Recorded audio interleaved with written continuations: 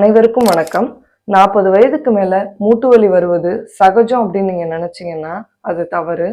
அது மட்டும் இல்லாம நீங்க தினமும் ஆரோக்கியமானது அப்படின்னு நினைச்சு சாப்பிடக்கூடிய ஒரு சில உணவுகள் உங்களோட மூட்டு வலியை அதிகப்படுத்துதுன்னு உங்களுக்கு தெரியுமா? எதனால அப்படின்னா, முறையாக மாத்திரை மருந்துகள் எடுத்தும் உங்களோட மூட்டு வலி குறையல அப்படின்னா உங்களோட உணவு முறையில ஏதோ பிரச்சனை இருக்குன்னு அர்த்தம். இந்த வீடியோல எந்த வகை உணவுகளை எடுத்துக்கலாம், எந்த வகை உணவுகளை எடுத்துக்கவே கூடாது அப்படின்றத பத்தி பார்க்கலாம். சில மருத்துவத்தின் அடிப்படையில் மூட்டு வலி அதாவது மூட்டு வாதம் என்பது உடலில் வாதத்தை அதிகரிப்பதன் அறிகுறியாகும். மூட்டு வலி உள்ளவர்கள் தவிர்க்க வேண்டிய உணவுகளை பற்றி பார்க்கலாம். முதலாவதாக வாதத்தை அதிகரிக்கும் உணவுகளை பற்றி பார்க்கலாம். வாதத்தை அதிகப்படுத்தும் உணவுகள் மூட்டுகள்ல வலியை தூண்டும்.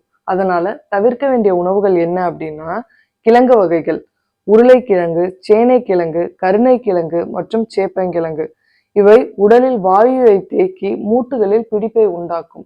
அதனால இந்த வகையான கிழங்கு வகைகளை தவிர்ப்பது நல்லது. அடுத்ததாக பருப்பு வகைகள், கொண்டைக்கடலை, மொச்சை, பட்டாணி மற்றும் தட்டைப்பயிறு. இவை செரிக்க கடினமாக இருக்கும். அது மட்டும் இல்லாமல் இந்த மாதிரியான பருப்பு வகைகள் வாயுவை உற்பத்தி செய்கிறது.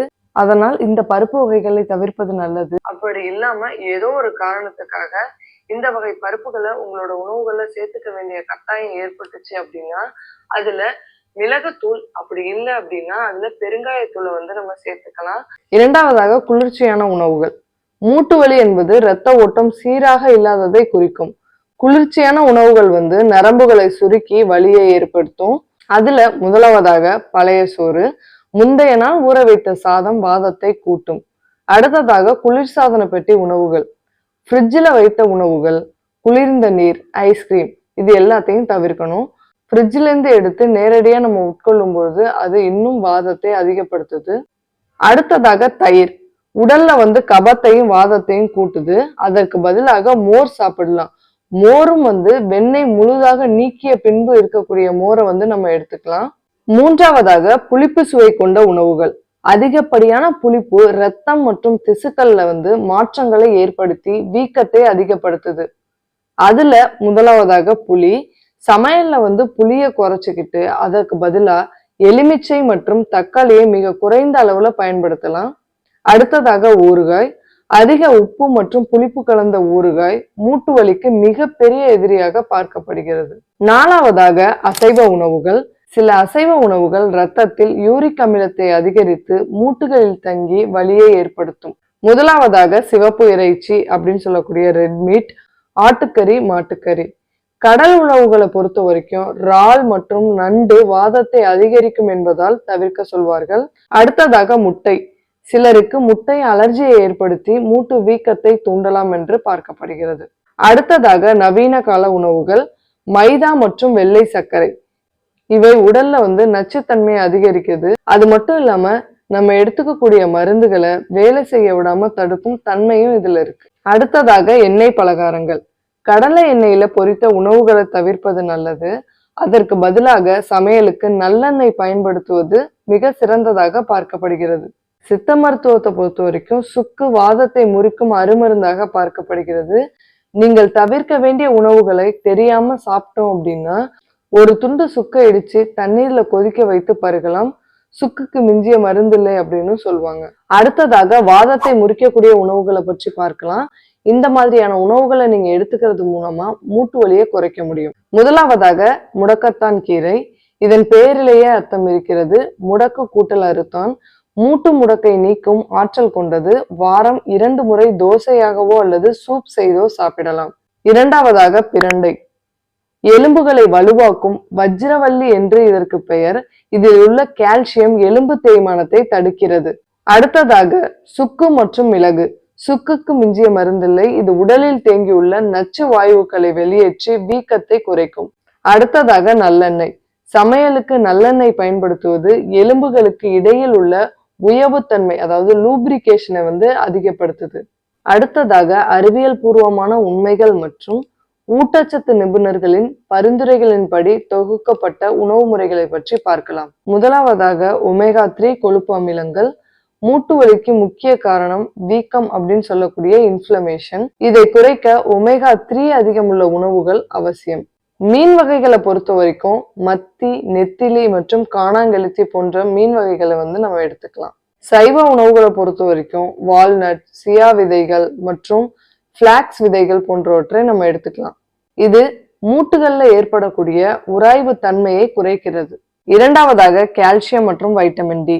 எலும்புகளின் அடர்த்தியை அதிகரிக்க இவை இரண்டும் தூண்கள் போன்று செயல்படும். எலும்புகளின் அடர்த்தியை அதிகரிக்க இவை இரண்டும் மிக முக்கிய பொருளாக பார்க்கப்படுகிறது. பால் பொருட்கள், பால், தயிர் மற்றும் பன்னீர். கீரை வகைகளை பொறுத்த வரைக்கும் முருங்கைக்கீரை மற்றும் ராகி ஆகியவற்றில் வந்து கால்சியம் மிக அதிகமாக இருக்கிறது. இவை எலும்பு அடர்த்தியை, அதாவது போன் டென்சிட்டியை அதிகரிக்குது. அடுத்ததாக வைட்டமின் சி மற்றும் கொலாஜன். நெல்லிக்காய், எலுமிச்சை மற்றும் கொய்யாப்பழம் இவை எலும்புகளை இணைக்கும் திசுக்களை வலுவாக்குது.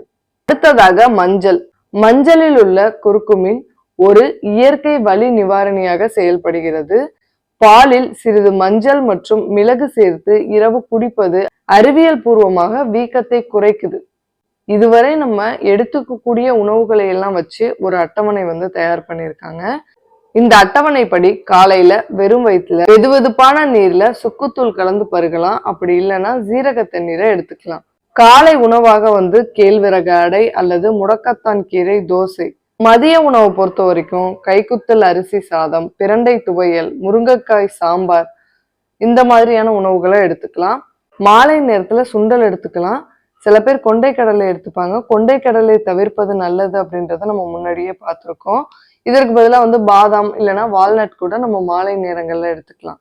இரவுல வந்து மிக லேசான உணவு இட்லி அல்லது ஆப்பம், இதோட மஞ்சள் சேர்த்த பால் பருகுவது நல்லது. இந்த அட்டவணைப்படி சாப்பிட்டாலும் இல்ல மேற்குறிப்பிட்ட உணவுகளை உங்களோட உணவு பழக்கங்கள்ல கொண்டு வரும்போது உங்களோட மூட்டு வலி கண்டிப்பா குறையும்.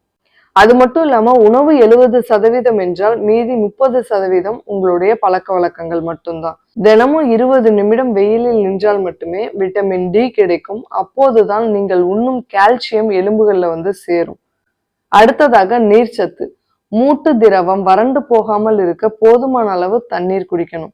அடுத்ததாக தவிர்க்க வேண்டிய உணவுகளை பொறுத்த வரைக்கும் ஏற்கனவே பார்த்தது போல அதிக புளிப்பு, வாயுவை உண்டாக்கும் கிழங்கு ஆகியவற்றை தவிர்ப்பது நல்லது. உணவு மாற்றங்கள் வந்து உடனடியாக பலன் தராவிட்டாலும் 48 நாட்கள் தொடர்ந்து பின்பற்றினால் நிச்சயம் ஒரு விதமான மாற்றத்தை உங்களால உணர முடியும். இந்த வீடியோல எந்தெந்த உணவுப் பொருட்களை எடுக்கலாம், எந்தெந்த உணவுப் பொருட்களை தவிர்க்கலாம் அப்படின்றத பத்தி சொல்லியிருக்கோம். நீங்க மூட்டு வலியை குறைக்க என்ன மாதிரியான உணவுகளை எடுத்துப்பீங்க, இல்ல இந்த அட்டவணைப்படி நீங்க என்ன ஃபாலோ பண்ணுவீங்க அப்படின்றது கீழே கமெண்ட்ல சொல்லுங்க. இது தவிர வேற ஏதாவது உணவு முறையை நீங்க மூட்டு வலியை குறைக்க ஃபாலோ பண்ணீங்கன்னா அதை கண்டிப்பா கமெண்ட்ல போடுங்க. நிறைய பேருக்கு யூஸ்ஃபுல்லா இருக்கும். இந்த வீடியோ உங்களுக்கு பிடிச்சிருந்ததுன்னா சப்ஸ்கிரைப் பண்ணுங்க, உங்க ஃப்ரெண்ட்ஸ் அண்ட் ஃபேமிலிக்கு ஷேர் பண்ணுங்க. இன்னொரு வீடியோல பார்க்கலாம். Stay tuned.